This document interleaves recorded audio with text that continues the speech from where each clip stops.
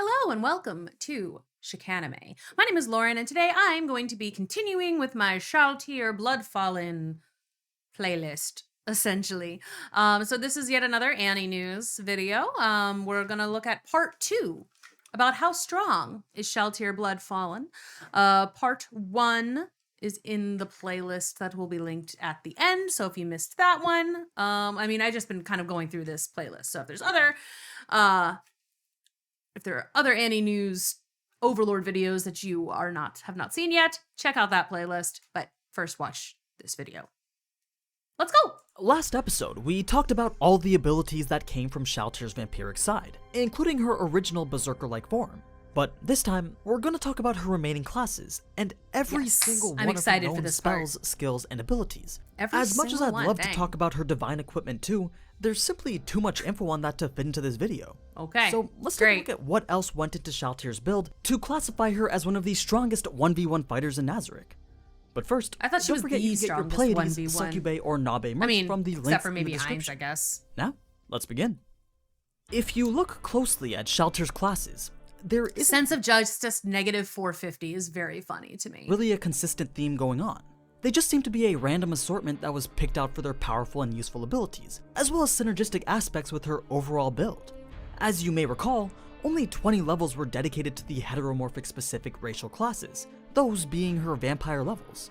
The other 80 were devoted to her job classes, and though most of them are known, we do know a few thanks to her stat card.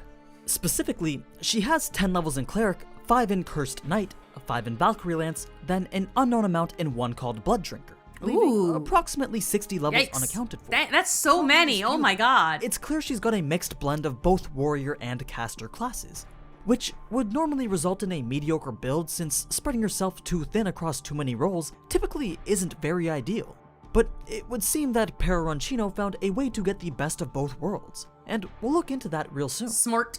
We've already discussed a lot about clerics. They worship a deity, and in turn, that deity powers them. Really? Magic. Okay. For Shalltear, you'd assume that she'd worship the Supreme Ones as her god, since, well, they created her. But no. Like, she might pray to Ainz or Peroronchino, but that's actually not the case. It's not like the guild members wrote in each of the NPCs' bios that they must be revered as gods. No. That just sort of happened. Peroronchino picked a random vampire-esque raid boss named Cannibal as the deity for Shalltear to worship, which she wasn't too impressed by considering it was a monster that was slain by the Supreme Ones. In any case, that being her designated deity means she's likely an evil-type cleric, one that channels negative energy, meaning that all her negative energy spells would not only be effective at damaging living opponents, but also healing herself and any other undead in the area. Ooh, that's a cool buff. I do like that. It's like, oh, necrotic damage, but it feeds me. Excellent. And that's pretty good. But before we get into what exactly those spells are, it's best that you first understand the two main types into which they're categorized. Okay. Depending on the nature of a spell, it can be either arcane or divine, though it's not like there was a distinct line between the two. Many spells are available to both arcane and divine spellcasters. Reason being that the main difference between these two categories are the root of where the power came from. Arcane spells are typically acquired through study and involve using mana to shift the fabric of reality. Their potential wizards and stuff who have to like study their spells in order to use them, as opposed to the divine spells, which are like, hey God, grant me power. So like warlocks and clerics and stuff. They're practically unlimited and usually quite flashy. They include shooting fireballs, creating illusions, animating golems, and everything. That's a Yu-Gi-Oh card, isn't it? Anyway, it is kind of fun to like now that I'm like watching more animes and I'm like seeing more, I'm getting more references, and not all of them yet, obviously, but I'm like, wait a minute, that looks like the Dark Wizard or whatever, Dark Magician from Yu-Gi-Oh. Everything else in between. Divine spells, on the other hand, are normally acquired through communion with a higher power, aka a deity, which, as you now know in Overlord, even if that deity doesn't exist, merely having faith in something higher up is sufficient to give the ability to cast divine spells. Cool. These tend to be more subtle and include things like buffs, healing, and utility, or holy, dark, and fire spells, thus giving undead clerics a significant advantage when fighting against other undead creatures. We see many of these aspects reflected in Shalltear's spell selection. which is quite immense and Wow. mostly stems from other spellcasting classes that weren't identified earlier. Dang. And since Overlord's tier magic system pretty much directly parallels the magic in Dungeons & Dragons, we can confidently describe and rank each of her spells, as they're essentially carbon copies of each other. The only thing that Overlord does differently is the addition of that 10th and super tier. You know, just to add that extra OP factor. Just for But fun. by relating it to Dungeons & Dragons, it will also help us associate a potential class to each of the spells, giving us a much better idea on what other classes Shalltear's build might entail. So, let's go through each of them one by one. Brilliant Radiance, approximately 8th tier. You know the spell Smite in League of Legends? Yeah, No. it's pretty much that. A spell that calls down a holy power from the heavens to smite the enemy, dealing significant damage to most undead and targets that are weak to holy, but also does no damage to targets that are aligned with good, and only half to those that are neutral. In Shalltear's case, she tends to use this as one of her main damage spells. Which is so fascinating that like evil characters can use like a divine, like holy, like as long as it doesn't touch them, they good, I guess. Alongside the 9th tier Vermilion Nova spell. This being a targetable spell that hits the enemy with a very large pillar of flame, most likely as a higher tiered version of your typical Seems flame useful. strike spell. Force Explosion. Ranking approximately at the 7th tier, it creates a shockwave of force in a specific direction. Think of a force push from Star Wars. It can push enemies or objects away, and even block projectiles or certain spells if timed correctly. We see Shalltear use it to break Ainz's Wall of Skeleton. In a similar strain of spells, there's the 7th tier Force Sanctuary, a defensive one that creates a circular barrier of pure force around the caster that's manifested as a white light and blocks all attacks, both physical and magical. Useful. It essentially made the caster immune to most forms of magic, as the barrier was invulnerable while active, but at the same time, you're unable to attack while within. Of course, as it is with any barrier, sure it can block any attack, but after taking so much damage, it will disappear. Gate, a high-ranking utility spell that creates a large portal linking one destination to another, allowing for the instant transportation of any number of people so long as the portal remains open. In order for teleportation spells like this to work, the caster must have a very good idea of the destination in mind, either having been there personally or using another means to visualize it, such as scouting through magic or looking at a detailed image. Similarly, the 7th tier spell, Greater Teleportation, can teleport either the caster or a single target they're in contact with over an infinite distance with zero chance of failure. Oh, that's extra cool. Cause like, I mean, I know a lot of spells in D&D, like the person you're casting against does have the opportunity to shrug it off, essentially. Like they can make certain saving throws. I broke a thing.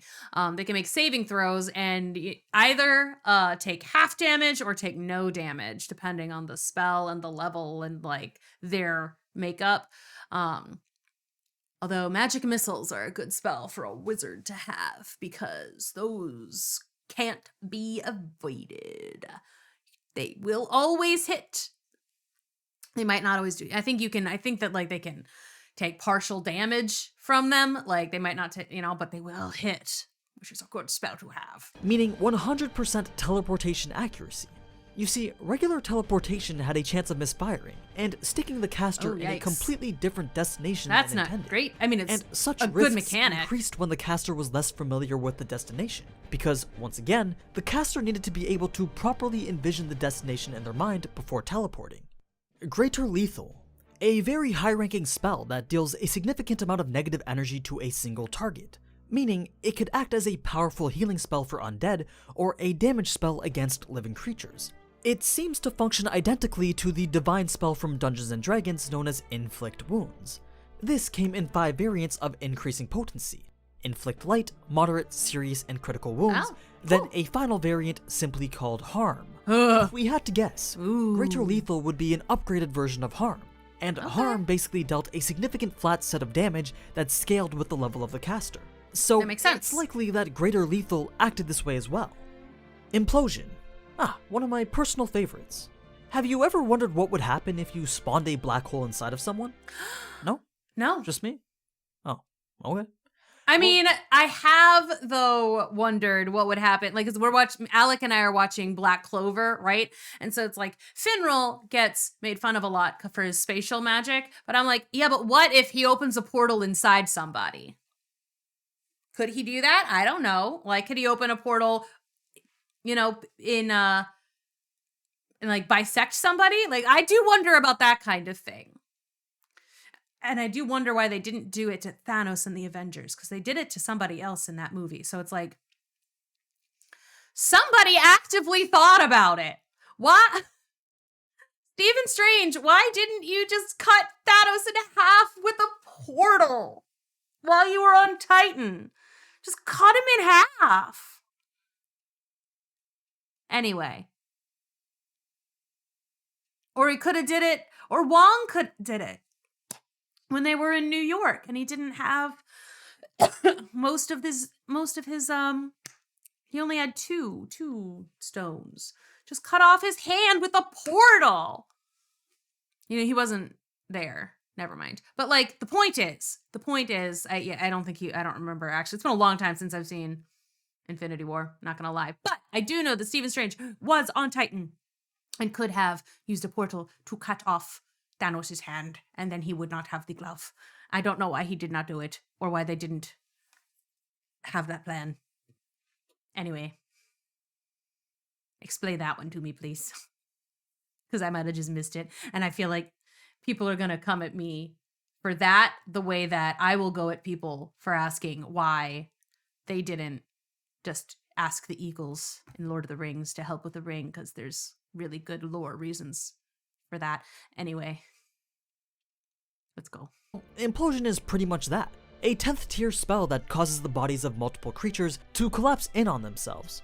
As much as you'd think that this would one-shot just about anything, those with enough physical resistances can fend off this attack. Sort of like disintegration. It's more useful People as a can tool kind to of mass annihilate shrug that weak off a little enemies. bit. We actually see Shalltear use it back in Season 1 when she's fighting some of the bandits. Oh. Switching back to some more utility now, we have Invisibility, a low-level spell that does as the name states. It makes a target or yourself invisible for a specific period of time, or after performing an action that will notify someone else of your presence. There are various counters to this, such as rogue or rangers who can spot signs of invisible creatures without using magic, as well as the fact that it only blocks out vision and not sound. I mean, I say I have that. One of my characters in D&D, I've got one of the games I'm playing. She is a investigative or an inquisitive rogue, and at 3rd level, basically, you get an ability to check, and you can kind of determine if there's any invisible creatures around. You can just see it. So it's a good little spell, or like it's a handy a talent because it's not a spell. My rogue has no magic. There are stronger variants though, such as Complete Invisibility and Perfect Unknowing, which both eliminate all traces of the target. Of course, she can also combine Invisibility with Silence to increase her stealth without using a high tier spell. Silence is only at the 2nd level, and it completely eliminates sound over a defined area. That's cool. Not only is it useful for sneaking around, but if you increase the target area to encompass your current battlefield, you could prevent casters from successfully using spells that require speech to be activated. Though that technique is only effective in the New World, since Yggdrasil didn't make it necessary to shout the name of your spell when casting it. Another low-level utility spell is Life Essence, which allows the caster to inspect an ally or enemy target's HP, though it can easily be countered with the spell False Data Life. This makes the Life Essence rating inaccurate by displaying a fake HP value instead of their actual health.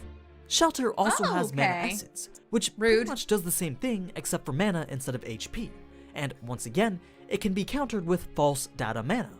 Now, as far as utility goes, those last few aren't very powerful, but what is the spell known as Destroy Magic.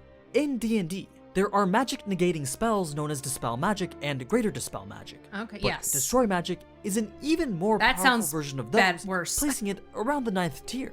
And what it does is basically cancels out any ongoing effects of other magic. It could be an animated golem, a summon, a force field, pretty much anything that is active because of magic can be negated by this spell. Though the probability that Destroy Magic is successful is dependent on both the caster's level and the level of the spell that they're trying to destroy.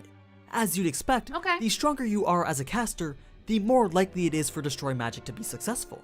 Then there's her summoning spells. We've already discussed her summon household ability, but she also has the Raise Kin skill and the 10th tier summon monster spell.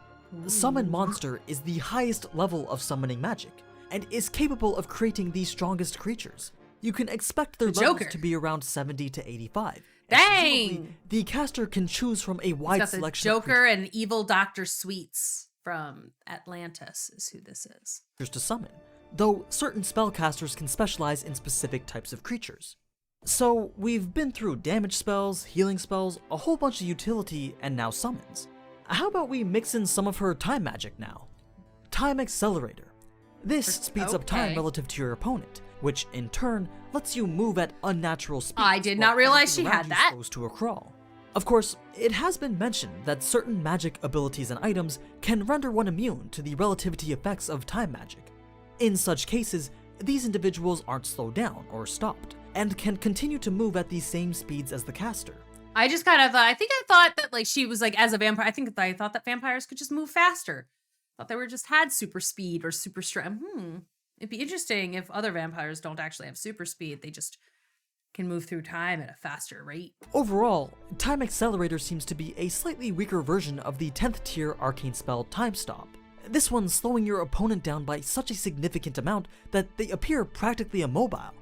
It still allows for limited movement, but much less than what Time Accelerator does. Now you'd think that spells such as these have some strange effects on the functionality of the world itself, and you'd be right. You see, time manipulation actually prevents cause and effect from functioning properly during its duration. Spells and attacks that occur during a time stop don't affect enemies at all.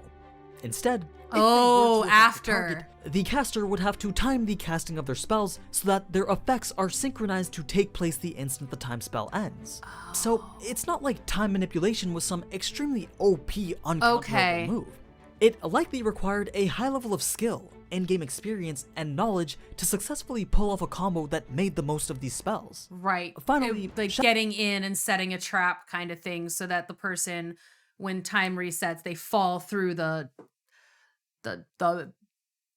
hole or whatever that you placed on the ground, you know? Okay, that makes sense. Shalltear has Wall of Stone. It's literally a barrier made of stone and is mostly used to protect against physical attacks. While we know that Shalltear uses it to encircle herself in a protective barrier, Yggdrasil was said to have a complicated system allowing spellcasters to specify properties such as distance and area of effect for spells like these, giving the user a lot of flexibility with regards to their spell usage. Because they do that in D&D too. There's like things that you can do with like stone, and like it's like, hey, you can create this effect within a 30-foot radius, or you can have certain like spell shaping abilities too that allow you to avoid a friend, you know, if they're kind of in the line of fire, but you're like, no, I want it to go like this, you know, like things like that. So it makes sense that, you know, you might primarily use it for an immediate defense on yourself, but you could also potentially use it on somebody else. But yeah, that's every spell Shalltear is known or suspected to have, either because she's casted it before or claimed to know it. It's unclear which comes from which class, but it's likely that a lot stem from her other unknown spellcasting classes, most notably the ones that don't involve teleportation, time manipulation, mind control, and force magic. As for the classes that we do know, well, let's take a closer look at each. Starting with Blood Drinker. Though we don't know how many levels she has in it, we do know its primary ability is Blood Pool.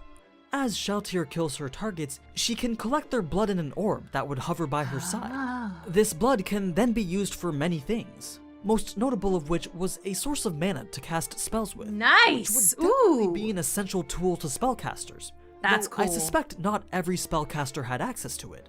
Perhaps only races that fed upon their opponents or drank their blood had access to this Blood Drinker class.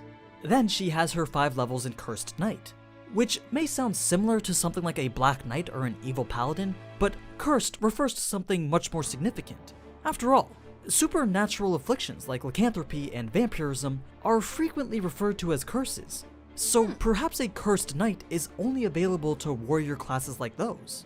Regardless, we see the effects of this curse during the hideout raid, as one of the bandits tries to impale her with a broadsword. Shalltear plucks it out and grips it, as if about to swing it, but instead, it rusts away almost instantly. That's not to say that she can't use all weapons, because she does have her Spirit Lance, so maybe it's just low-level and non-magical ones that she can't use. Anyway, a potential class ability that stems from this one is her Impure Shockwave That is Shield. interesting. I don't remember that Creating part. an expanding barrier that pushes away enemies and attacks from all directions, acting as both an offensive and defensive ability. Hey, it's like Thunder Wave. That's a good spell too. Thunder Wave, like it will, it does a lot of damage and it will push your opponent away. And it's one of those spells that if they save, they still get pushed away and they still take partial damage. So it's good for that. And that's a spell that's available to like baby wizards too. Though it can only be used up to 3 times per day. It falls in line with the high survivability and defensive capabilities of similarly styled Paladin and Black Knight class abilities. But it's the word impure that suggests its power is derived from something dark and sinister, Yes. like a curse. Oh. One thing to keep in mind cool. though is that Cursed Knight sounds much more like a warrior than a caster. So it's possible this specific ability stemmed from a similar class known as Cursed Caster, which is actually one that she's known to possess in the web novels. No. Another useful aspect Cursed that is all over the potentially place. from these cursed classes could be the ability to inflict a cursed wound. You see, the wearer of the world item that mind-controlled Shalltear, Lady Care, had grown extremely sick after the battle. She became a victim of a mysterious curse that the slain theocracy didn't recognize and couldn't heal with ordinary magic. This ultimately led to her death a few months later. Given what had happened during the battle, it's not Okay. unlikely that Lady Care became a victim of a debilitating magic disease from Shalltear's attack. After effects such as these Oh. could likely only be removed from someone with around the same power as Shalltear, which Oh, basically great. meant that Lady Care Nobody. was screwed no matter Yep, what. she was So boned. it's definitely a potent tool to have in Shalltear's arsenal, especially when facing off against lesser beings, which is pretty Yes, much all almost the time. everybody. To close Basically anybody. Almost anybody at all, including a lot of the denizens of Nazareth. things off, we have Shalltear's final known class called Valkyrie Lance. In Norse mythology, a Valkyrie was a spirit and servant of the god Odin. Their name means chooser of the slain, and their job was to prepare for Odin an army of valiant dead warriors for the day of Ragnarok, which, if you didn't already know, referred to the end of the world. They were present at every battle, picking out the best of the slain warriors to gain entry into Valhalla and become what's known as Einherjar. Depending on where you look, they I could have be never said portrayed as that word noble right, ever. I always thought it was Enharar. Enheriar. Wow, I've been pronouncing that word wrong my whole life. maidens or bloodthirsty executioners, with entertainment media tending to stick to the latter. I'm sure you're familiar with the idea of these armored female warriors gloriously riding their horses into battle with spear in hand. So, in that regard, Yeah. they're typically warrior spirits with some magical powers that can influence the dead. But when talking about Yggdrasil, a Valkyrie Lance is just a specialized variant of the base Valkyrie class, with different specializations existing for different weapon types. That's not to say that specializations are limited to physical weapons only. There could be a whole Valkyrie class tree dedicated to both spell type and weapon specializations. But for Shalltear's specific type of Valkyrie Lance, it's possible the requirements were for the user to be female and have some levels in a Okay. divine spellcaster class like Cleric, and then another few in a warrior-related class. That makes Aside from sense. having Oh, I proficiency love with that. lance, the most important ability that comes from this class is Einherjar. Usable only once a day, it summons an identical clone of Shalltear with the exact same stats, essentially turning any 1v1 into a 2-on-1. The clone Yikes. gains any buffs and immunities that's received from currently worn gear, but it cannot use any spells or special abilities. I Its form is mean- a construct, a catch-all race for creatures whose bodies are animated by magic or technology, sort of similar to that of the Golem Gargantua or the robotic automata Shizu Delta. So they can't use spells, but I feel like she can still use that lance, baby. At its core, it's a very simple ability, but it could very well be her strongest. Think about it. It's a spell that not only adds an additional piece to the battlefield, but doubles the amount of damage that you do. Yeah. In a 1v1 scenario, this would be absolutely devastating to the opponent. Yep, you'd be They boned. now have Boned, to boned, split their boned. attention between two targets, deal with taking more damage, and figure out a way to defeat two identically statted enemies. Terrifying. So I'm sure you see now why Peroncino added the Valkyrie class to Shalltear's Yeah, build. that's a good one. Not much else is known about the Valkyrie's capabilities, but Shalltear does have a few other abilities that I've yet to speak on. First is spell resistance, a pretty standard property that boosts defenses against spells. The Sounds like a likelihood cool of you feat to nullifying have. the enemy's attacks was dependent either on the caster's level or the level of the spell being casted. In Shalltear's case, her resistance worked better against weaker casters. Then there's her time reversal ability. This can be only used 3 times a day. Still very useful. Extremely useful against high-powered enemies. It allows Yeah, like if they like do a devastating blow like that like basically knocks you down to 1 HP, just reverse the time and you never took that hit, and they wasted a spell slot. Oh my god! I have a koosh ball. Sorry, I'm like playing with it, but like crazy. Oh my god, I need a time reversal ability. That would be awesome. her to negate the damage of a single recent attack by literally. Actually, there is a whole movie about why, or a whole like video game series, etc. Why time reversal's bad. It's the Life is Strange or Life is, yeah, that's the one where she has that camera that she can go back in time a few seconds, or she can go back in time a little bit and change things, and it ends up breaking the world. So maybe not, but still, point is, rewinding the time around her body to reverse the effects, making it seem as if it never happened. It's not limited to damage either. You could reverse time to also get rid of debuffs and negative status effects. And finally, she has what's called a Purifying Javelin, another 3 use per day limited ability that fires a beam of light and deals holy damage. This was the spell that she used to strike down Lady Care. Unlike other holy attacks, its potency wasn't dependent on the user's karma. I mean, if it did, Shalltear's negative 450 karma would result in the attack being only useful as a flashlight. yeah. More important, she can spend a small amount of MP I don't even know if it would be useful as a flashlight. It might be useful as a pen light, or like a flickering dying candle. to make the attack have perfect accuracy and tracking ability. Yeah, Shalltear has aimbot, but it's not to say the ability can't be blocked. It just won't miss. A magical force field or dodge skill like Mist Form can easily counter this ability, and it's not like the attack was particularly damaging either. It was more useful at long range to disrupt spellcasters that are in the distance. Oh, okay. Oh, yeah, and that would be good too for like concentration spells. Like just because you could they would lose, you know, they might not take a lot of damage, but they have to roll for that. You know, if they lose their concentration, tough luck. And then they've still wasted the spell slot. And that's every spell and ability that Jinfor and I could Dang. come up with. As you now know, she has just about every ability under the sun. Yeah, she's good. Maybe even the sun itself with Vermilion Nova. But it's after knowing all of this that you can really appreciate the fight between Ainz and Shalltear, because Yeah. it's not like she didn't use her kit to its fullest extent. She played that fight very well, but just lacked a bit of knowledge and cash shop items to prepare for it. In that regard, Ainz had the advantage. Anyway, He's pay to win, right? But also it's like sort of like, could Batman beat Superman? The answer is yes, given that he has time to prepare. So it's like she's got more skills, more power or whatever potentially, but he had the knowledge and was able to pull that one out and win. that's everything that I've got for today. Part 3 will cover her equipment, as well as why exactly she's considered to be the most powerful floor guardian. All right, and that's But where we're at. before I go, don't forget you can get the Pleiades, Succubé, and Nabe merch from the links in the description. Now, as always, thank you so much for watching, and if you enjoyed this type of anime content, then you already know what to do. So, until next time, ciao! Ciao! Always a pleasure to pop into an AniNews video. I always enjoy those. Whew. The headphones are starting to squish my brain. Thank you so much for watching. I've been really enjoying this little deep dive into Shalltear. It's been fun for me. And I hope it's been fun for you. Thanks again for watching. Don't forget to check out other stuff that's around and to like and subscribe to this channel. And let me know what to react to next. See you next time. Bye.